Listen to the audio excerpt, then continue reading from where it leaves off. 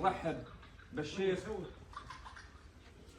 حسن بن سلطان بن بركي الفايدة الجهني والوفد المرافق له من الجهينة، من الفوائد الخصوص ومن الجهينة عام. يا الله يحييكم، من مجاكم لم الفاق.